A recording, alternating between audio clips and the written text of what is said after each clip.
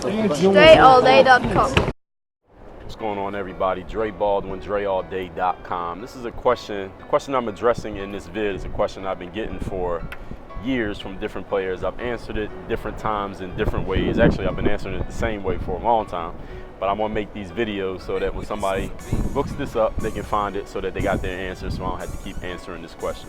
The question is, Dre, what skills do I need to be a fill in the blank? What skills do I need to be a post player? What skills do I need to be a good point guard? What skills do I need to be a shooting guard, small forward, center? Y'all get the point. So I'm gonna make these series of videos. I'm gonna do this for all 5 positions. I'm gonna answer that question. I'm gonna share what I know from my experience, from my background, and you can take what you hear here and you can use it, or you can throw it away. But I'm gonna put it out there so you can never say I didn't tell you. All right, let's start with the point guard position. Number one, the reason we're gonna start with point guards is because most players, a lot of players wanna be point guards. I get a lot of point guard questions. And the fact is, everybody's pretty much a guard unless you get tall enough where you're gonna get to play another position. For the most part, if you under, let's say 6'4", you're pretty much gonna be a point guard, or at least you need to have some point guard game, or maybe 6'3", 6'2", whatever, y'all get the point. People ask me, what skills do you need to be a point guard? First thing I need to share with all of you is this. There are no certain requisite, guaranteed, required skills to be a point guard. The reason why is, listen, if you look around, we'll use the NBA as an example because everybody knows these players. You look around the NBA, you see a bunch of different point guards with completely different skill sets. Some players do things all the time, the other players do none of the time, but both players can be good at the exact same time.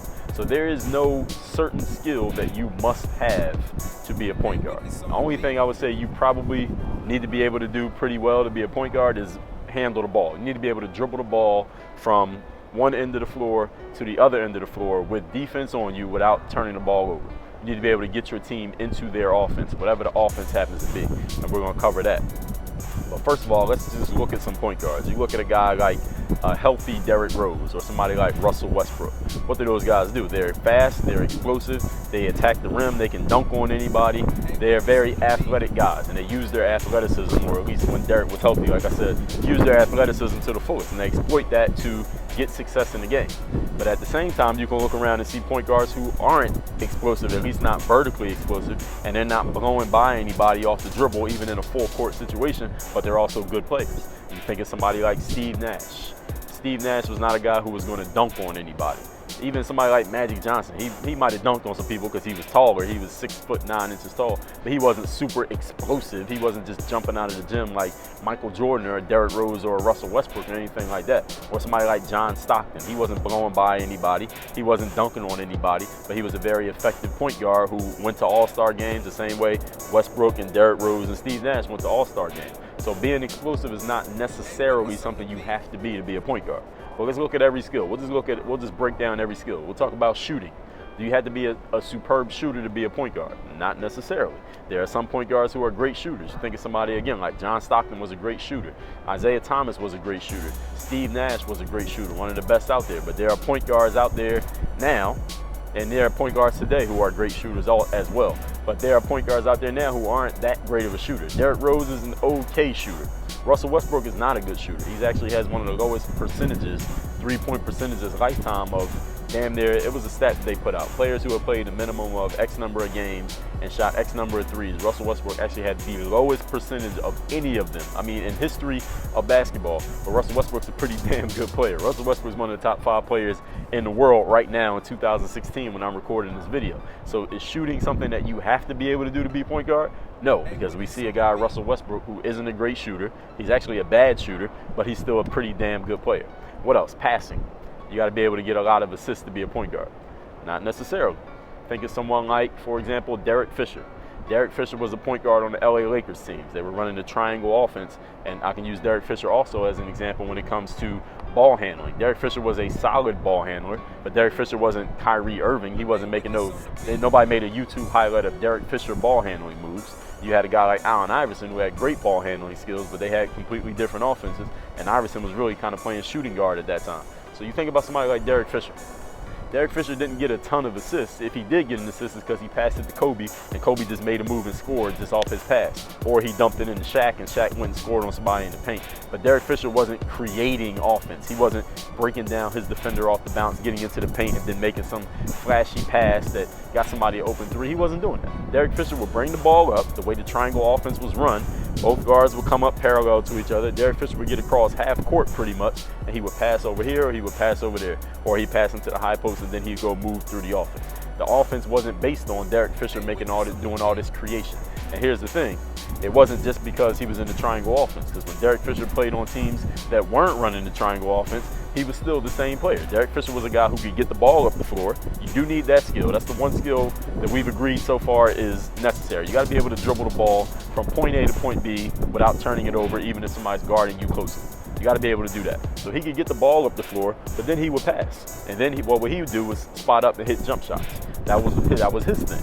Now, if you put Russell Westbrook in Derek Fisher's place, the offense is not going to work the same way because Russell Westbrook's not a shooter like Derek Fisher, and he's a guy who needs to have the ball in his hands. So it's different skill sets that you need based on the type of player that you are. What other skills are there? Defensively, of course, you want to be good on defense. You want to be a player who can guard your position. You want to be a guy who can stop the other player from scoring. Of course, defense is necessary in all 5 positions. So I'm not really going to use defense too much at the point guard position. You want to be able to guard your position, number one.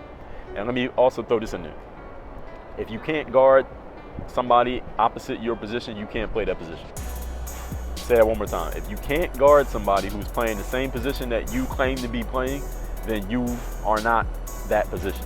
And another thing I'm gonna put out here is that the positions in general don't actually matter. The positions don't really matter if you really want to know.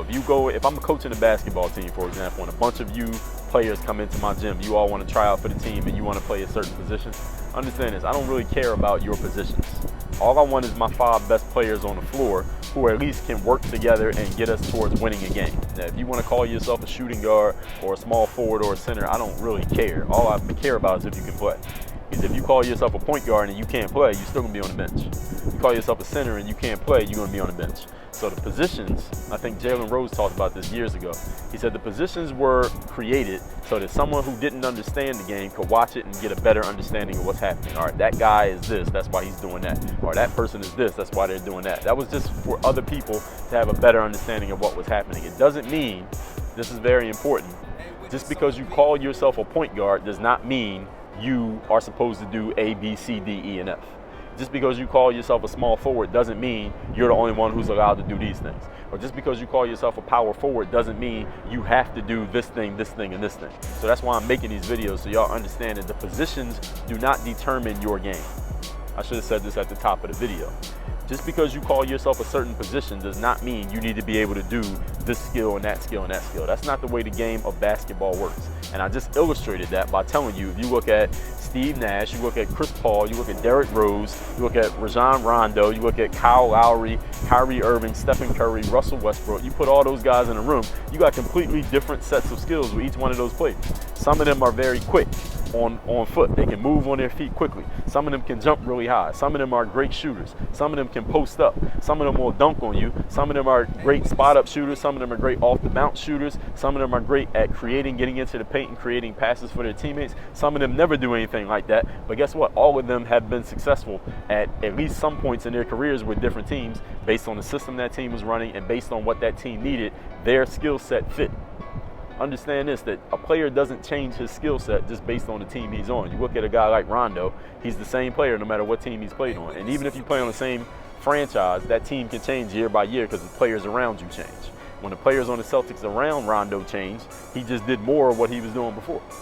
You look at a guy like Derrick Rose playing in Chicago. There was a year when he was the MVP, where he was getting a whole bunch of the touches, he was scoring a lot of the points. He got injured, his skills changed, his abilities to do the things he could do just diminished a little bit. He didn't really change his game. He was still playing the same way, he just couldn't do it as well. And then you got different players on his team, so kind of like his results changed because he had different guys around him and his skill sets changed because of his injury. Not that he decided, all right, I'm gonna be a spot up shooter now, or I'm gonna play like Steve Nash now and make, left hand layups off different angles off the glass. I'm gonna stop dunking on people. That's not what he did consciously. He stopped dunking as much because he got injured. But what I'm saying is the point overall here is this. Just because you call yourself a position does not mean there are certain skills that you are required to do. Doesn't mean there's certain things that you are destined to do. And it doesn't mean everybody's supposed to allow you to do certain things just because you call yourself this position. So calling yourself a point guard does not mean you're the guy who has to bring the ball to the floor. Doesn't mean you got to try to be Kyrie Irving and dribble circles around people. Doesn't mean you got to be Steph Curry and shoot 30-foot threes. Doesn't mean you got to be Derrick Rose or Russell Westbrook try to dunk on people. It doesn't mean you're the one who gets to dominate the ball like Rajon Rondo. It doesn't mean any of those things. What determines your game is you. You must figure out what your game is first. If you don't know what your game is, none of this is going to help you. See, just because you call yourself a shooting guard, you still don't know your game. It don't matter what you call yourself. You know what you're going to be, the guy on the bench getting water for the guys who can play. Because you have no idea what your game is, therefore you didn't work on anything, therefore you have no skills. So why would I even put you in a game? Why would you even be on a team? So the first thing you got to figure out is what your game is. That's the number one thing. What is my game? Once you know what your game is, then you can start working on those skills. So then you can, okay, this is who I am. These are the things that I do. I mean, what position is LeBron James? LeBron James could play 1, 2, 3, 4, and the 5 position. If you want to just name positions, he can play all the positions. Draymond Green, he can play multiple positions. A lot of good players can play multiple positions. The position doesn't determine the way that you play. So for example, if you put LeBron James on your team and you say, LeBron, you're the point guard. Okay, I think all of us can agree that him being a point guard means he's probably going to initiate the offense, because that's usually what a point guard does. And I said that's the one thing I'm going to give to a point guard, initiate the offense. But that doesn't mean he has a spot up like Derek Fisher. Doesn't mean he got to try to dunk on guys like Russell Westbrook. Doesn't mean he got to pull up at the foul line. Doesn't mean he has to be the best free throw shooter on the team. Doesn't mean he got to try to break down a defense like Kyrie Irving and do all these shifty moves. No, LeBron James is still going to be LeBron James. He might make a small adjustment, and LeBron is probably the worst example to use here, because he's probably the one player in the league who can play all 5 positions at an all-star level. He's probably the only guy who can do that, so he's the worst example to use here. But understand my point. Just because you call yourself X position does not mean there are certain skills you must have. So people come to me and they say, Dre, what are the skills I need to be a point guard? None. There are no skills that you need to be a point guard. Only thing I would say a point guard needs to do is be able to get the ball from point A to point B off the dribble without turning it over against pressure. That's it. Everything else is up to you.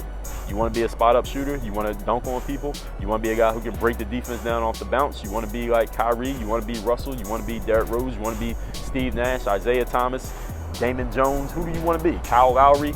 Who do you want to be? You want to be Jason White Chocolate Williams? You want to be Mike Bibby? You want to be Derek Fisher? You want to be Tony Parker? Listen, you can add any skill to your game that you want. I mean, if you're willing to put in the work to get there and see it through to the end, what do you want to be? If you can't figure out what you want to be, nobody can tell you what to do. First of all, you got to figure out what your game is. Russell Westbrook has a game. Derrick Rose has his game. Rondo got his game. Steve Nash, he had his game. Isaiah Thomas, he got his game. The old Isaiah Thomas and the young Isaiah Thomas, they got their game.